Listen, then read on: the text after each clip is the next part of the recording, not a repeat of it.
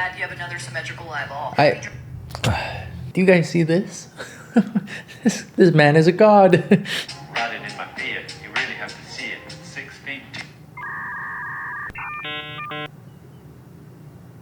Wait a minute. What's up, guys? Today we're gonna go digging around on TikTok for some more art tips. We're gonna see what good advice we can come across and weed through the lies. We're doing this for the art babies who just don't know what's good for them. We're here to help. And this video is brought to you by Squarespace. With that being said though, let's get right into it. Okay, so common mistakes when drawing the ear. What I see most often from students is that they simply...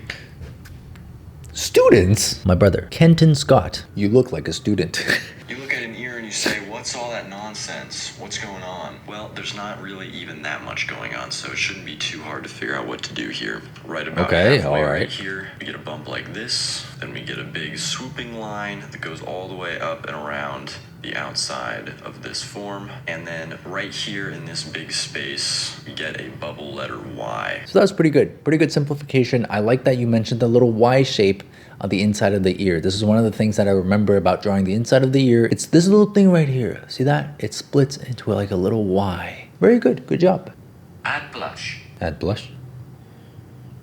And blend. And blend. Okay, so this is a loop. You know, instead of 1, 2, 3, 4, 5, 6, 7, 8, 9, 10, 11, 12, 13 brush strokes, you could also just use an airbrush and use one brush stroke. Why use many strokes when one stroke does trick? Yo, this technique changed my life. Put one color at the base of your brush, a second color around the tip, and then dip the very top in some white. Then stamp it, and stamp it again, and stamp it again into like a circular pattern. So we've got this succulent ovular shape right now.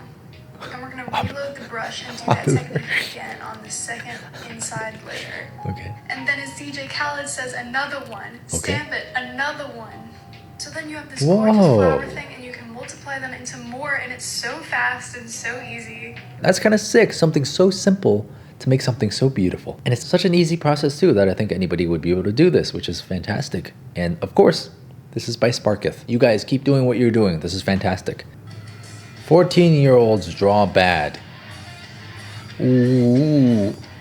Ooh. Oh my God. What's going on with the leg? Bro's been skipping every leg day ever. I mean, you're what? You're 14 years old. You're only in grade 9. You have so much time. You have all the time in the world to try to study and become a doctor instead of an artist. Here are the best art hacks for lazy artists. Lazy artists. Instead of having to clean your paint palette like every 5 seconds, you're gonna get some saran wrap, cut a little bit, and mold it to your paint palette. Use it like normal, and when you're done, all you do is peel it off, throw it away, and it's completely clean. Instead of using a regular watercolor brush and having to constantly dip it, I'm gonna have you use a water brush. It activates the water on its own, and cleaning this thing is so easy. If you have one eye that's beautiful and perfect, and the other one is absolute trash, scribble on a piece of paper, turn it around, and trace the eyeball you like. Scribble over the newly traced eyeball, flip it over, retrace it, and just like that, you have another symmetrical eyeball. Here's some words of wisdom for the kids, okay? Sometimes, actually most of the time, the easiest thing to do is not always the right thing to do. Think about the turtles. Think, once again, about Master Wu-Gui. My time has come. Guys, what would Master Wu-Gui think if he saw you doing this? And this eye thing, really, come on. Here's something that I do when I draw my characters that I think will help you guys out. When you're drawing a portrait, don't draw one eye from start to finish. Draw both eyes at the same time. If you're gonna draw the upper lid on one eye, draw it for the other one as well. If you're gonna draw the iris in one eye, draw it in the other one as well. Do it back and forth. Don't do one thing at a time and then move on to the next, please. Ooh.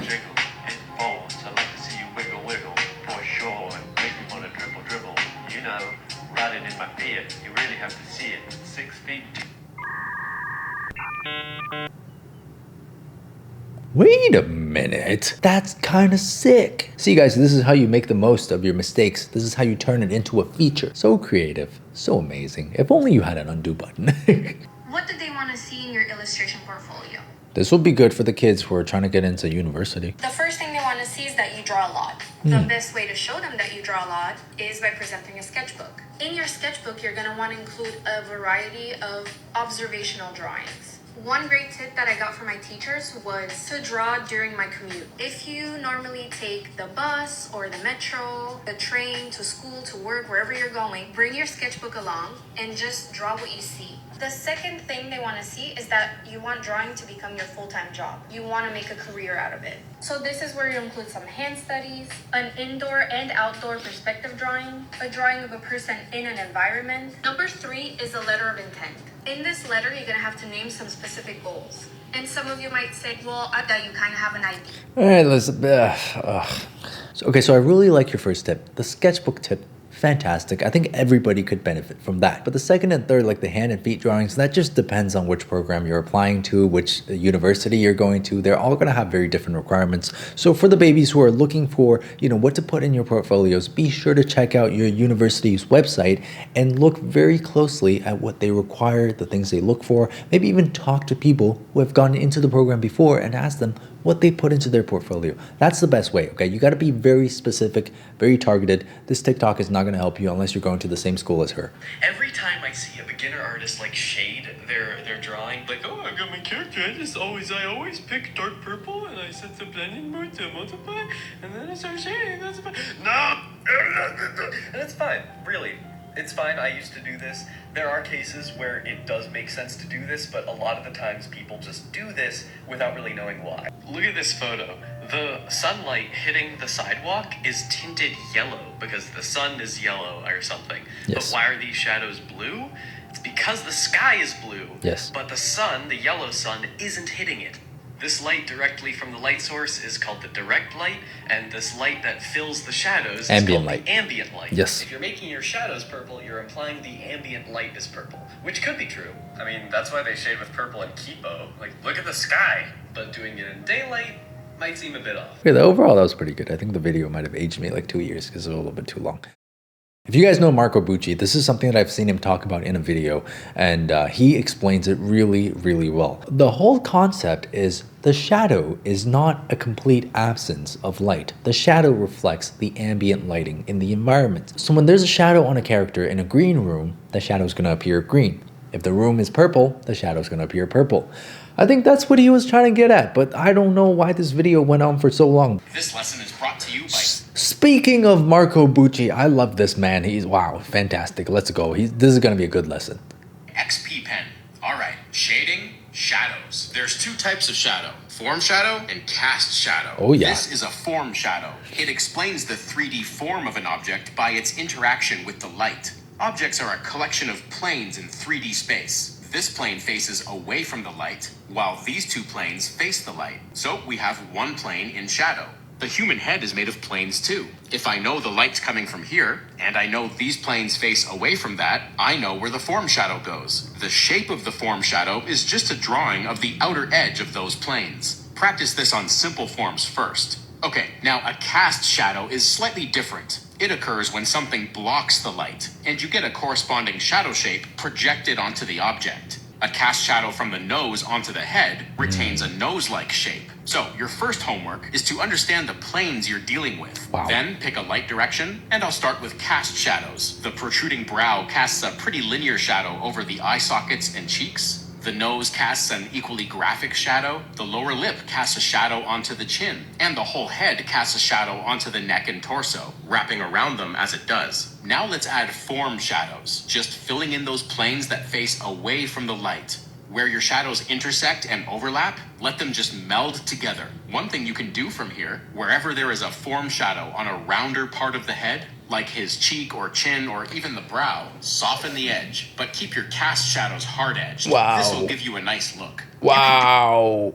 Wow. Do these quick. Try another one. Invent a whole different lighting setup. Do your home... Wow. Do you guys see this? This man is a god. Now, Marco has a very specific way of explaining things. He's very technical. He's very matter of fact, and he gives you all of the points that you need. It might come off as like a little bit overwhelming for someone who's a beginner, but remember, take it one step at a time, okay? Slow it down, play his videos on 0.5 speed, and follow along. Marco Bucci, guys, amazing. Doodles to master when you're bored. Part 10, oh my.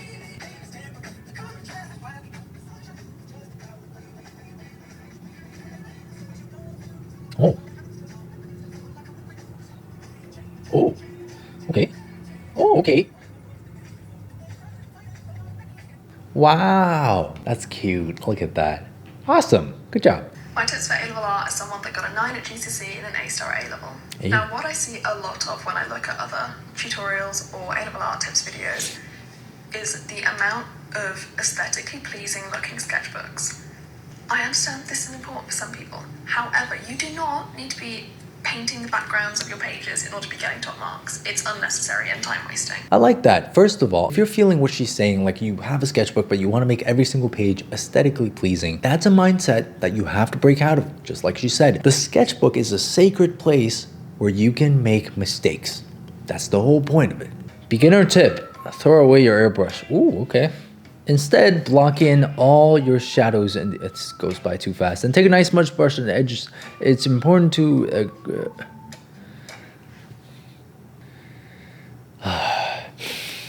Okay, Sam. Okay, breathe.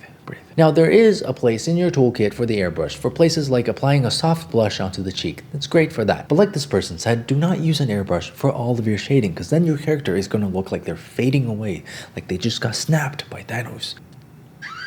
Oh, unhelpful tips of how to avoid drawing line art in the sketch layer.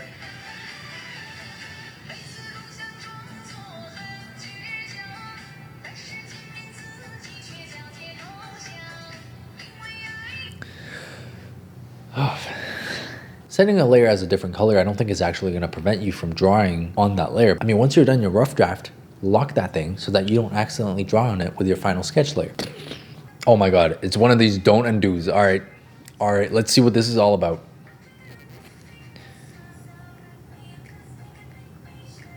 Okay, pause.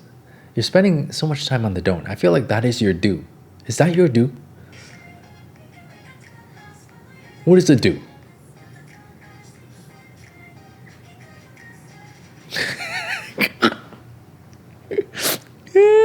Oh my god. Oh my god.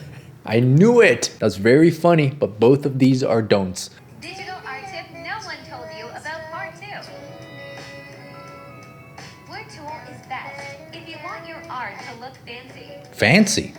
Oh, wow. Yeah, I do like that. The blur brush in Procreate is actually so clutch. Like if your character has is reaching into the background or something, brush that limb and you're gonna get this crazy depth of field. It'll not only make your drawing look like a cinematic masterpiece, it'll also hide all of your mistakes, of which there are probably plenty. Taking still photographs, you're like, okay, the picture's about to be taken, and then you stop. That's when becoming fake starts, and that's when acting natural ends. When taking reference, you should film yourself doing an action. You can find the best reference when you're actually doing something. Yo, Ethan, that was great. I love that. That was fantastic. Now, for those of you who don't know Ethan Becker, first of all, are you hiding under a rock? Second of all, he is an animator. So he is a god when it comes to drawing characters, emotion, in all kinds of cinematic angles. And this makes perfect sense because if you take a video of yourself, you're in motion. You're doing emotion naturally. You're not pausing and acting.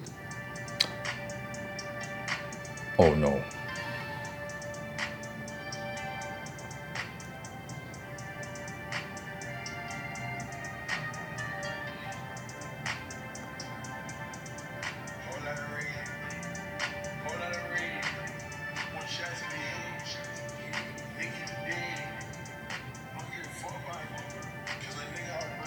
Oh my goodness, dear Lord, have mercy on me.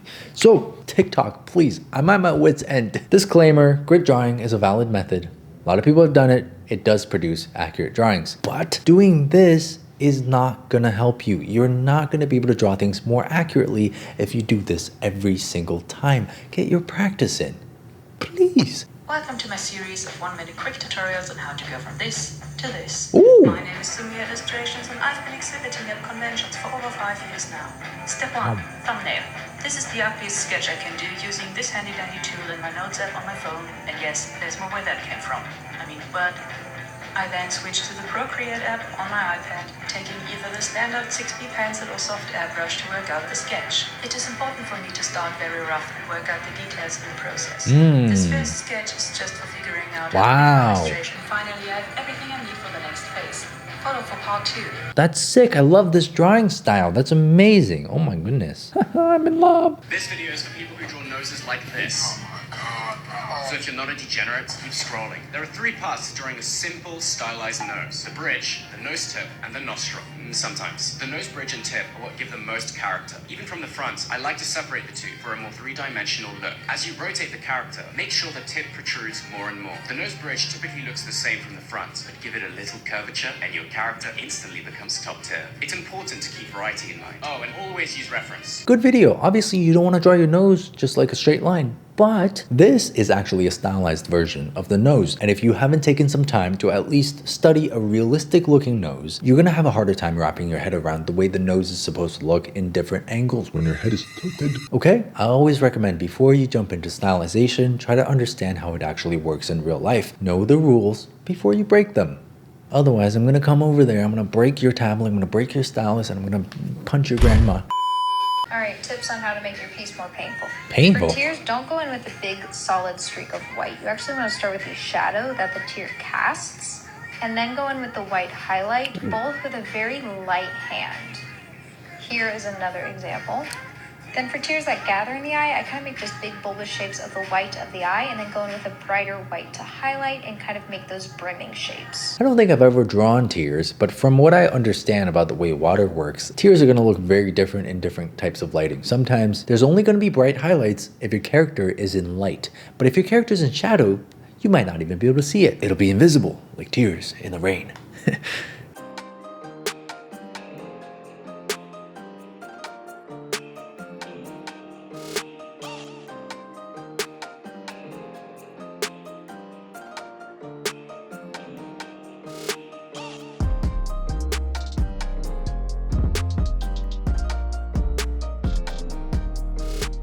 Okay, so this is just a 30-second video listing all of the fundamentals of art. I mean, it's true, you do need a solid foundation to be able to draw really effectively, but you know. Art tip number 1. If you ever feel stuck on what to draw or create, take out a blank sheet of paper and whatever art making utensil you have at your disposal and just start drawing literally anything. Tell yourself that you will throw the drawing away when you're done. This could help you draw without any expectations, which may be what is holding you back from your next great idea. You can also do as many of these freestyle illustrations as you need to, and you don't actually have to throw the drawing away. Just keep it. Wow, I love the sentiment of this video. I mean, nowadays everyone's posting their work, so there's like a subconscious expectation that this should be a really good piece. And oftentimes that pressure makes your piece not as good as it could be. So I do love the sentiment here. Sometimes start a piece without worrying about how it's gonna turn out. Just tell yourself you're gonna throw this away. Take all that pressure off of you. And next thing you know, you made something beautiful. Digital art tips no one told you about. Part 3.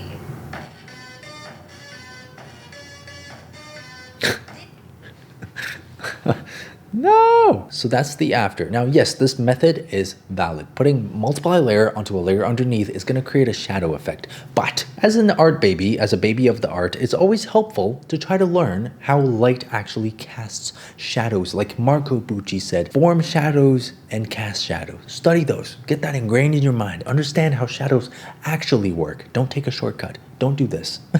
Anyway, so that's it for today's Art Tips on TikTok video. Once again, I want to thank the sponsor of this video, Squarespace. Squarespace gives people a beautiful and powerful online platform on which to create their website. Connect with your audience and generate revenue through gated members-only content. Manage your members, send email communications, and leverage audience insights, all on one easy-to-use platform. You can create a community on your Squarespace website with a fully integrated commenting system. Use their powerful blogging tools to categorize, share, and schedule your posts. And extend Squarespace's already powerful e-commerce capabilities with Squarespace extensions. These new third-party tools can help you manage inventory, promote products, streamline bookkeeping, reconcile and file sales tax, and ship items across the globe. You can also display posts from your social profiles on your website and automatically push website content to your favorite social media channels too. Go to squarespace.com right now for a free trial, and when you're ready to launch, go to squarespace.com/samdoesarts for 10% off your first purchase of a website or domain. Thank you so much to Squarespace for sponsoring this video and feeding my village. Thank you all so much for watching this video. Hope you were entertained and learned something new along the way. And with that being said, I'll see you on the next video. Oh my goodness, the sun is out. It's been cloudy all day, and now I'm being blinded. Alright guys, so by now you've probably noticed that this video is a little bit different than my previous videos, and that is because I am working with a new editor. So now I can finally be free from the shackles of YouTube. So if you guys see any new changes in these videos, don't be alarmed, I am not going insane, we just got a new editor on board and I can finally breathe and relax and draw and enjoy my life now. Anyways, thanks again for watching this video and let my editor know that he's doing a good job. With that being said, I'll see you guys on the next video.